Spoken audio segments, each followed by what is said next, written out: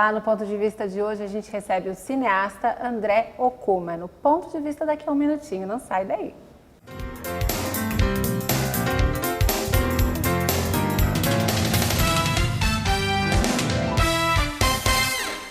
Queria parabenizar a TV Câmara, parabenizar aqui o presidente e todos os vereadores pelo trabalho que vem sendo feito e espero que vocês possam continuar contribuindo cada vez mais para levar informação à nossa população e permitir que o cidadão possa participar, dando opiniões, sugestões e ajudando a construir a cidade. E parabéns pela qualidade, porque eu estava dizendo agora há pouco, vez ou outra, estou por aí no trânsito, às vezes até fora de Guarulhos, e aí ligo o celular pela internet, sintonizo, acompanho. Então, a gente fica feliz quando vê essas coisas, porque significa que esse esforço que vocês estão fazendo aqui, tem muita gente que vocês nem estão sabendo, mas que estão do outro lado, acompanhando para e passo tudo que acontece no Legislativo e tudo que acontece na cidade. Parabéns, sucesso e já nasceu bem.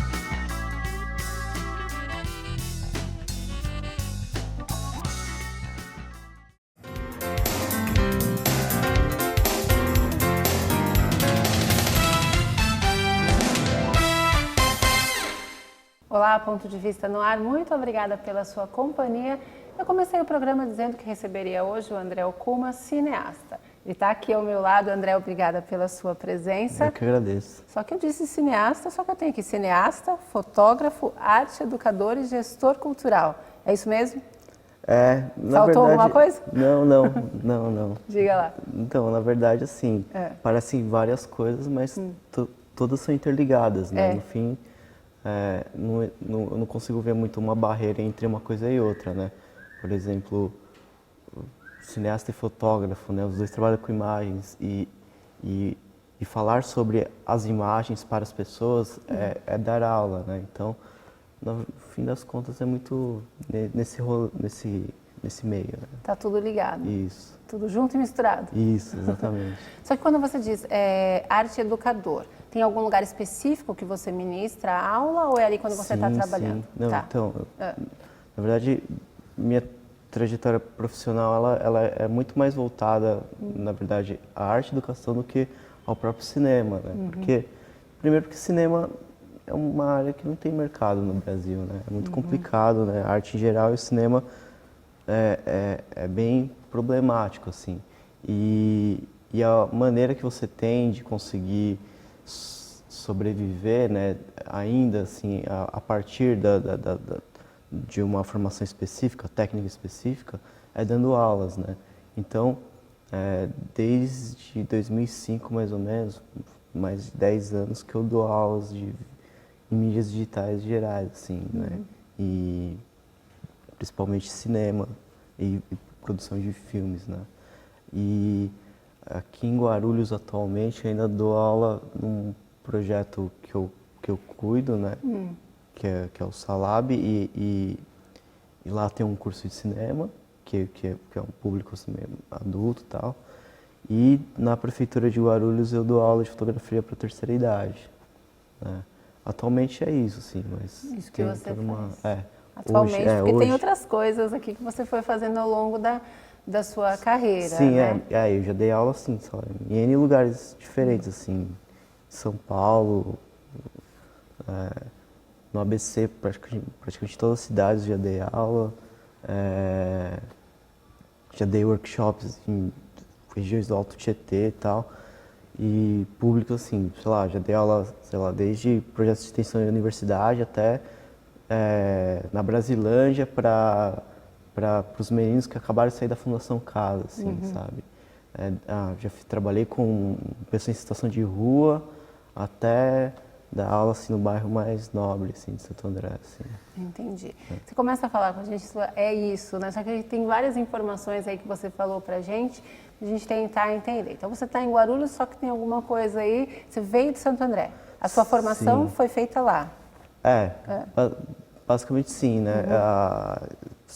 Eu nasci em Santo André, né? Inclusive, meu nome é André por causa de Santo André.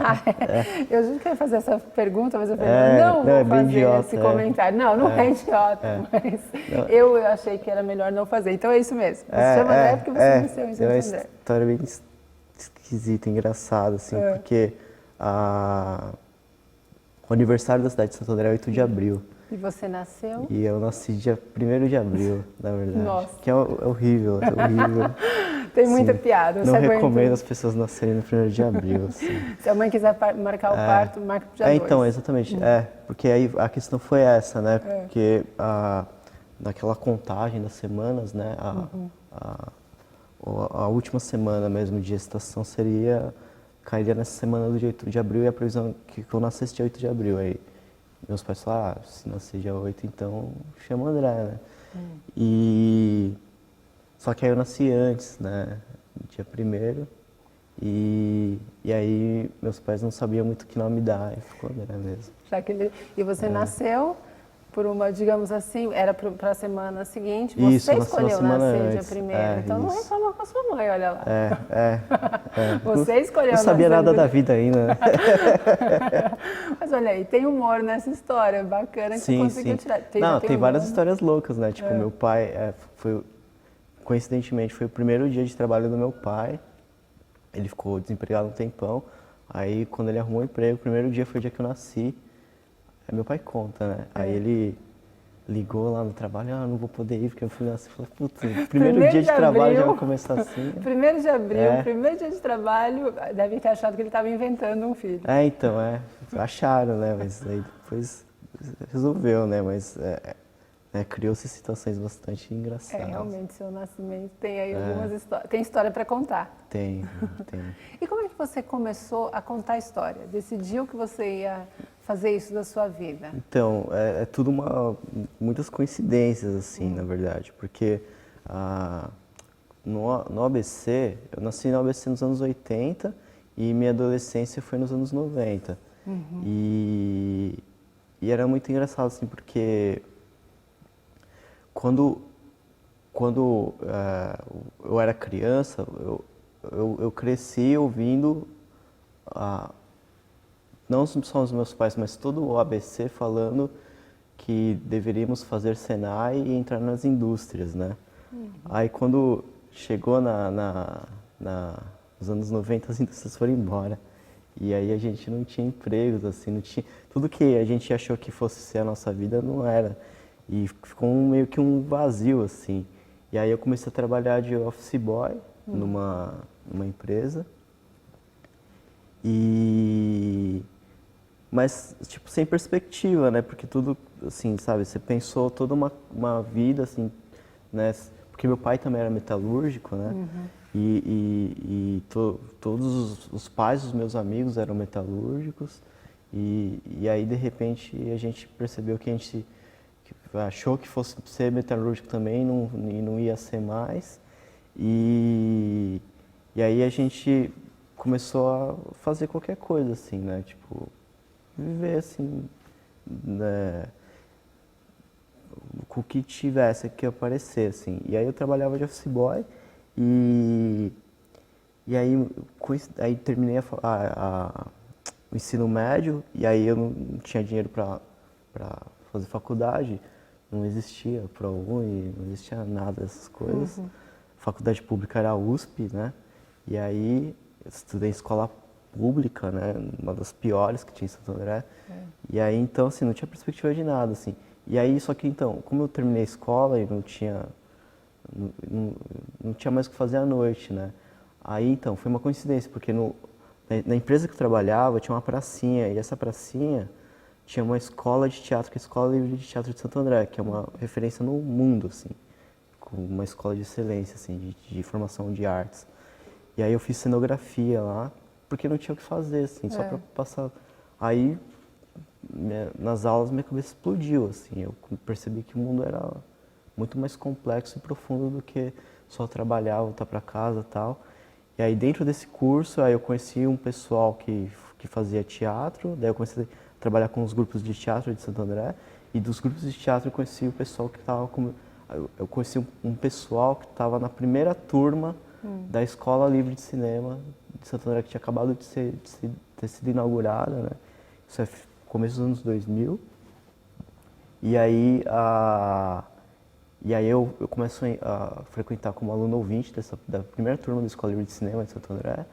E aí eu entro oficialmente na segunda turma. A minha formação é essa, que na verdade não é uma formação de uma faculdade de cinema, mas é um curso, os cursos livres de Santo André são muito interessantes, assim, muito inovadores, né, numa perspectiva político-pedagógica geral, porque ele tem uma formação que é absolutamente densa, né, então são 3 anos de curso, aula quase todo dia, então é uma faculdade, só que não é uma faculdade, porque o foco não é tecnicista, ele é artístico, né? É um foco artístico. Isso, e aí isso muda tudo, assim, na minha cabeça. E aí eu percebo que é por aí, né? Então... Esse é o caminho. Esse é o caminho. E aí, mas a minha formação acadêmica é História da Arte, que eu vou fazer depois. Mas, você falando a História da Arte, você fez depois... Pelo que você contou, assim, a gente para saber, não sei, você teve um incentivo para a arte em casa, não para fazer, mas para consumir? Seu pai era metalúrgico, a sua mãe... Dona de casa. Dona de casa. Na sua família tinha esse incentivo para consumir arte ou não? Foi de você mesmo? Partiu da sua iniciativa de ver que você, vou ficar à noite, não vou fazer nada, vou ver como é que é isso aqui? Não, então, né, na verdade, assim... Então, na minha casa, assim, o consumo de arte, né, como a classe média burguesa consome, tipo, de ir ao teatro e ao cinema, de ter uma estante de livros e ler os livros, né, não tinha. Assim, não tinha. Eu te pergunto porque às vezes a gente fica pensando, né, como é que eu coloco isso? E claro que é bacana incentivar crianças, mas parte muito da pessoa também, né? Então, mas inclusive isso é o tema do meu primeiro filme lá, que é o Acaso da Distância em Algum Lugar. E tem essa pergunta foi uma pergunta que eu me fiz muito, assim, mas tá muito nesse vazio do ABC dos anos 90, né, que a gente tá ali pós-94, né, era FHC, o neoliberalismo estava tipo nas entranhas da economia brasileira e as indústrias foram todas embora, né? E para a classe trabalhadora foi um baque isso. E eu estava ali no meio, vi o meu pai perder o emprego, né? E eu ficava pensando assim, que vai ser das nossas vidas, assim. E de todos os meus amigos, assim como eu via todos os pais dos meus amigos e os meus próprios amigos começarem a virar alcoólatras, assim. Existia um vazio mesmo no ABC, que era muito denso, assim.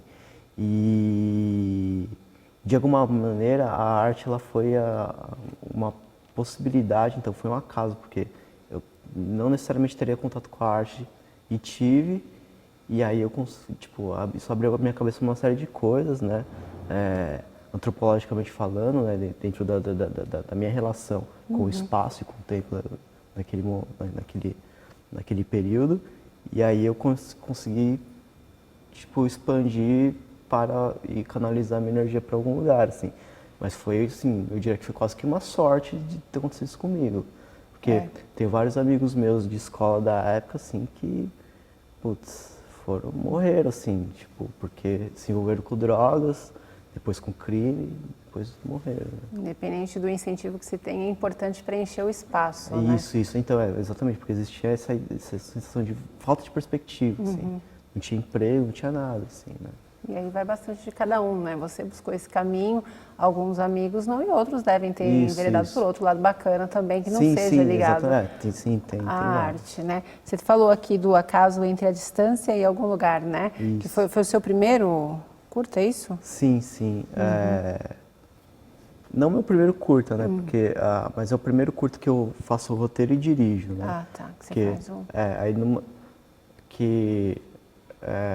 parece muito pedante o que eu vou falar, mas mas não é tanto assim. É que, tipo, eu não sei muito bem quantos filmes eu já fiz na minha vida, assim. Foram muitos. Só que, assim, participações, né, sabe? Tipo, eu faço assistência de direção num filme, continuidade no outro, uma ponta na figuração em outro, sabe, pequenas participações ou ajudas em filmes, né? E aí, Então, precisamente eu não sei dizer quantos eu já fiz. Mas você assim. está sempre fazendo alguma coisa. Sim. Aí eu sempre colaboro com outros. Agora, esse é o que eu assumi o projeto mesmo, encabecei o projeto. Que eu fiz o roteiro, a direção e a produção. Né? E ele foi, a gente vai falar um pouquinho mais sobre ele, que ele é esse curto que retrata um pouco essa realidade Isso, então, de Santo André, né, do ABC. Exatamente, uma reflexão filosófica, né, e poética sobre o vazio existencial do ABC do final dos anos 90. Né? Tá, e ele é premiado também, né? Ganhou o prêmio de melhor fotografia. Prêmio de melhor fotografia. Festival de São Caetano. Isso foi em que ano? Então foi lançado em 2009. Eu gravei... foi em 2009, isso. A gente vai fazer um intervalo e no próximo bloco eu quero saber de você, porque a gente fala assim, né? Você fez um curta premiado, eu participei de vários e tem outras coisas também que você fez mais, não centralizado, mas a parte de direção, enfim, a gente quer saber, a gente fica curioso para saber como é que é isso, né? Como é que é fazer, porque quando a gente assiste, a gente não tem noção do trabalho que deve dar, né? Quando sobe o GC, aí você vê que o crédito, muita gente envolvida, né? Bastante gente, bastante trabalho e o custo, isso deve ter um custo e a gente quer saber de você como é que é essa realidade hoje. Para isso a gente vai voltar no próximo bloco. Não sai daí, a gente volta num minutinho.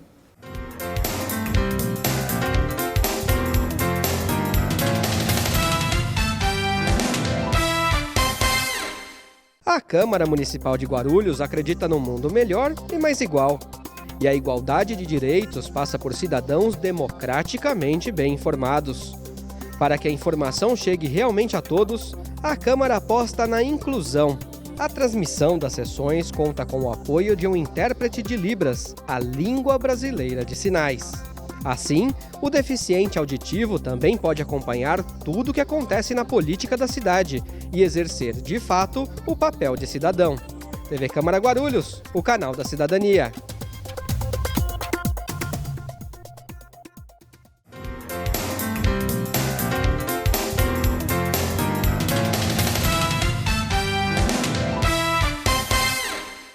De volta com o Ponto de Vista, a gente recebe hoje o André Okuma, que é cineasta, e a gente já conversou um pouquinho aqui com o André no bloco anterior, e a gente encerrou falando, né? Eu queria saber de você, como que é? No início você falou pra gente que é difícil, né, fazer cinema no Brasil.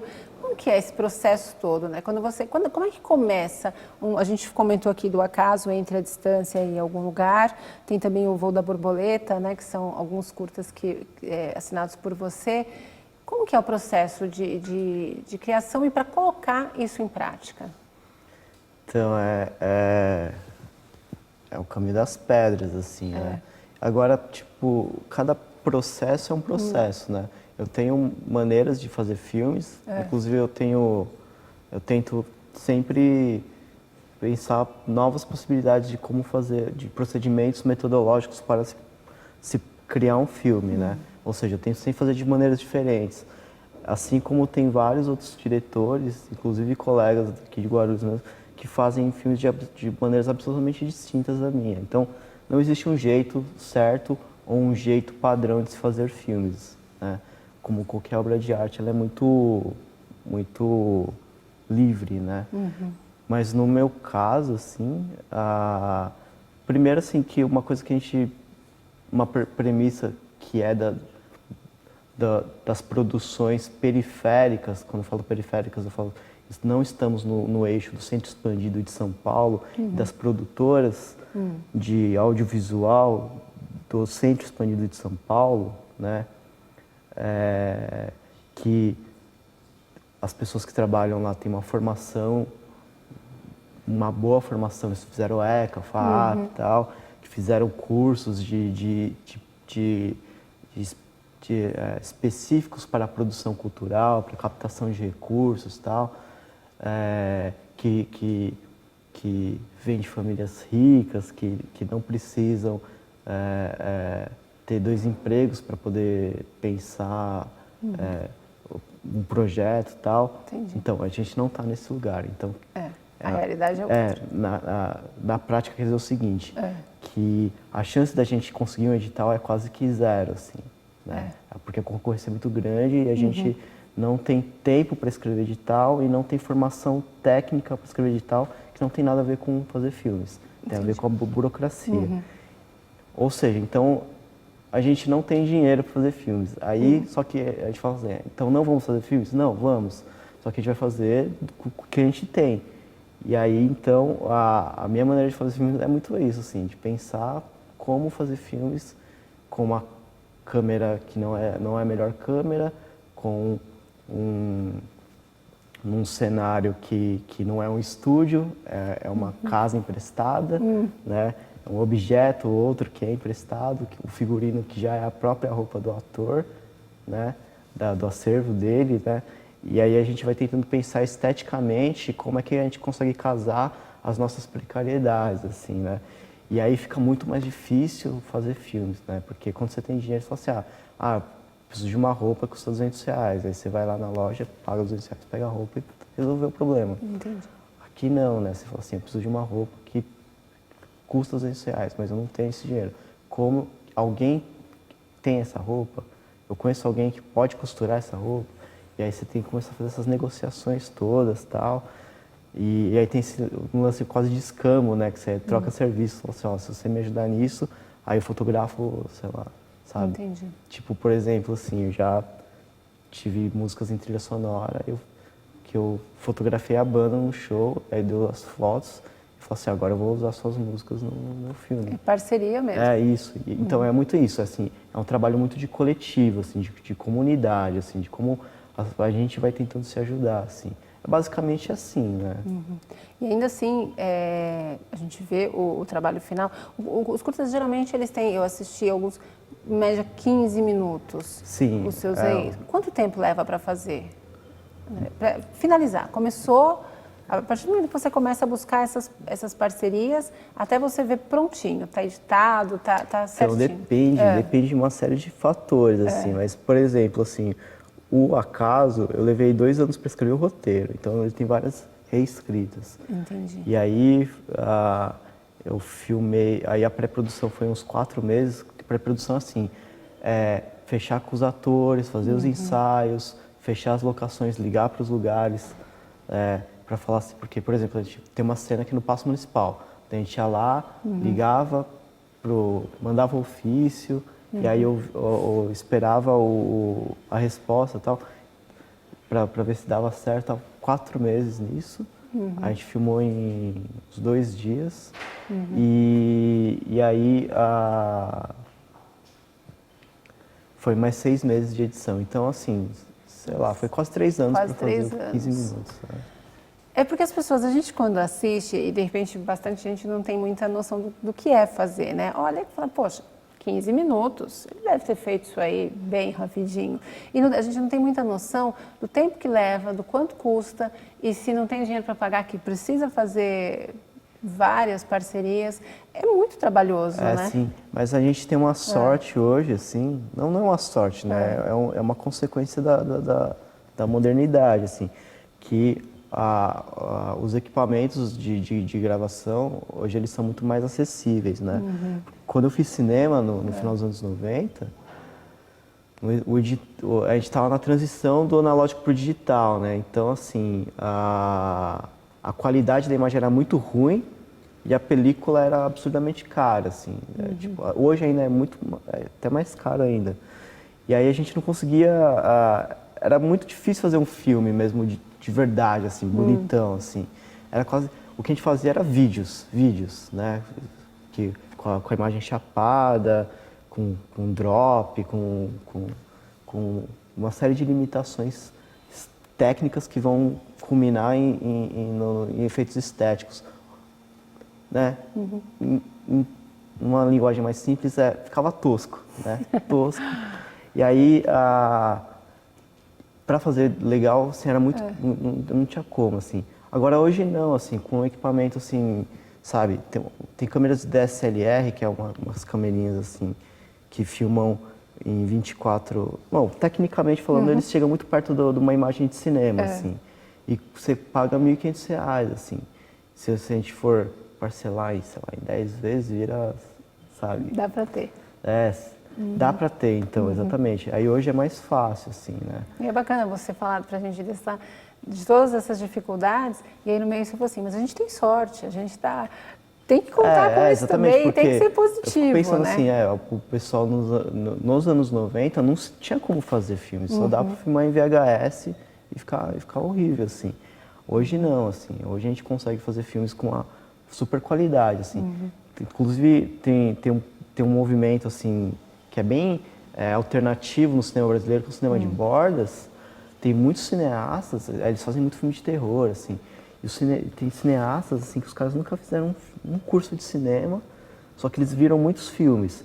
E aí eles compram essas câmeras, aí eles montam lá um computador lá, Frankenstein lá na Santa Ifigênia, e aí eles começam a assistir tutoriais no YouTube de como editar filme, de como fazer pós-produção, de como craquear softwares para edição. E aí, quando você vai numa mostra de cinema de bordas, você vê filmes de zumbi, de extraterrestre, que sai raio laser, que o carro pega fogo, que vem uma nave espacial e explode um prédio. E você fala, como é que esse cara fez isso, assim? Só de computação, assim. Consegue. Então. E é muito profissional, é muito bem feito, né? Então, assim... Tem que dar os seus pulos. Difícil, é dificílimo, mas não é impossível, assim. O que você mais gosta de retratar, André? Eu gosto de... Não sei, assim, muito bem, você me pegou agora. Eu tenho, assim, eu tenho uma perspectiva, assim, de vida e de ver as coisas, que é a esquerda, assim, né? Eu tento pensar num mundo mais igualitário, né? Onde o dinheiro não é a coisa mais importante, né? E as relações, né, afetivas são mais importantes que as hierárquicas, né? E pensar sempre a partir do ponto de vista do oprimido também, né? Não de uma história do herói, do que ganha, mas sempre falar do que perdeu, assim. Então, me interessa mais porque, tipo, então, eu não sou da elite, né? Eu não vim de famílias ricas, não tenho uma família de empresários, né? Minha família é de pequenos comerciantes, meu pai que é metalúrgico, e estudei escola pública, então, assim, a minha vida é essa, assim, da classe trabalhadora, assim. Então, na verdade, não é que eu quero, que eu gosto, mas eu só conseguiria falar sobre isso. Entendi. Eu não posso fazer um filme tipo do Manuel Carlos, assim, no Rio de Janeiro, Copacabana. Lá no Leblon. No Leblon, eu não sei nada sobre esse mundo, né? Então eu só sei desse, então eu só consigo falar sobre isso. E é o único assunto que eu consigo falar com absoluta honestidade, assim. Na Mostra de Cinema de Amparo, você teve um curta premiado que é o também, Voo da Borboleta. Que é o Voo da Borboleta. Isso. Lá você retrata um pouco do jeito, das relações, né? Das relações das pessoas, né? E é bastante profundo, né? Assim, você assiste, você fica 15 minutos querendo saber o que vai acontecer com aquele cara e com aquela mulher ali na história. Bem... Então, o Voo da Borboleta, ele é um filme que fala muito sobre o roteiro não é meu, né? O roteiro da Renata, que é até uma ex-aluna minha. E aí que é uma história bem legal. Eu dei um curso no Adamastor. Aí eu falei assim, a gente não tem estrutura, né, tal. Eu tô dando quase que voluntário aqui. Aí eu falei assim, eu posso falar sobre a linguagem cinematográfica, teoricamente, e acabou o curso, né? Não dá pra gente fazer um filme e tal.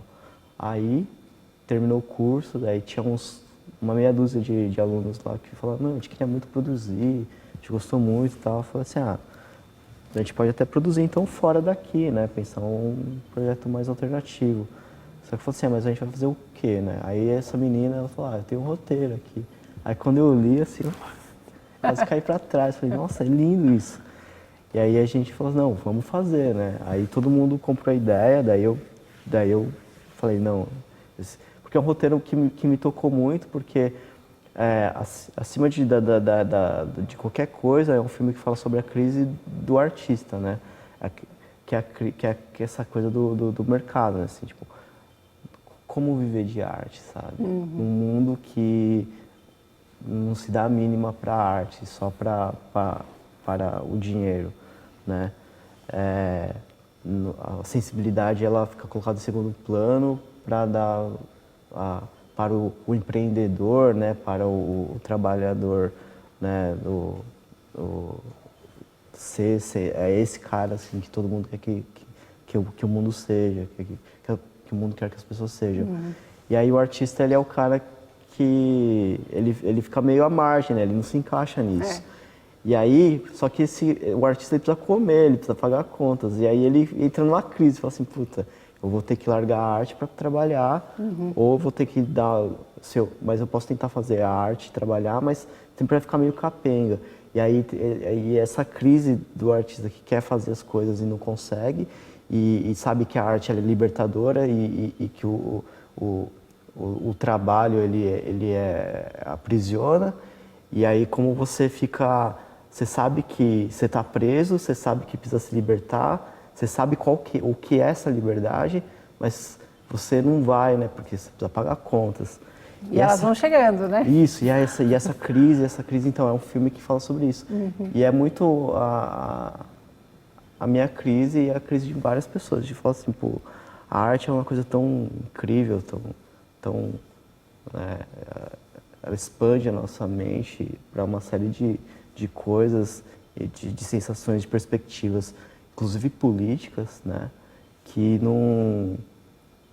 quando você trabalha apertando parafuso, você não tem tempo de fazer isso, né?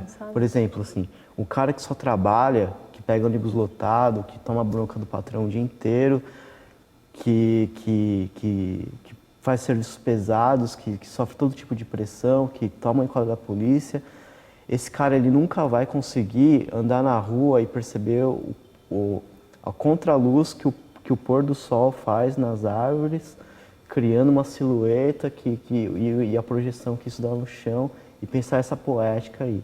Ele nunca vai conseguir sacar isso porque ele está cansado, tá ligado? Ele está sempre, né? Exatamente. E aí, já deu por hoje, né? Então, e aí e isso me toca muito, assim.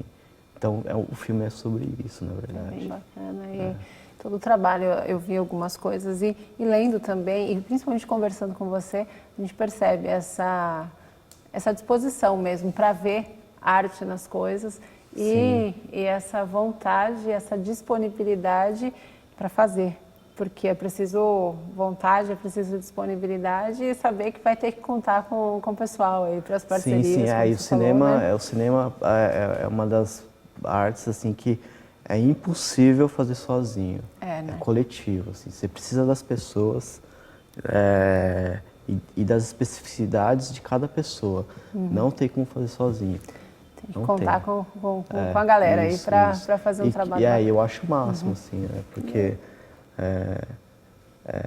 dentro desse trabalho coletivo que a gente consegue entender quem somos nós, né? No outro, né? No convívio com o outro. No convívio com o outro, exatamente. André, muito obrigada pela sua presença aqui. A gente agradece a sua presença, agradece também o seu trabalho, que é bastante bacana. Quem quiser ter contato com a sua arte, como é que procura? Procura pelo seu nome, tem algum site, Facebook, que deixa algum contato para a gente? Então, meu nome é André Okuma, aí tem o Facebook lá, só me adicionar e a gente conversa, assim. Eu não sou uma celebridade, eu não sou... eu sou uma pessoa que anda na rua aí. Mas eu tenho a impressão que ainda que você vire uma celebridade, você não vai ser uma celebridade. Então, exatamente. Mesmo se um dia eu for, que isso não vai acontecer.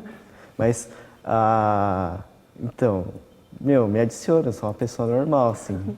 Isso aí. Sei lá, se não vai acontecer, vai saber, né? Um cara que nasceu no dia da mentira, nada é improvável. Boa. André, obrigada pela sua presença. Eu que agradeço. E você que esteve com a gente, muito obrigada pela sua companhia. Até a próxima. Tchau.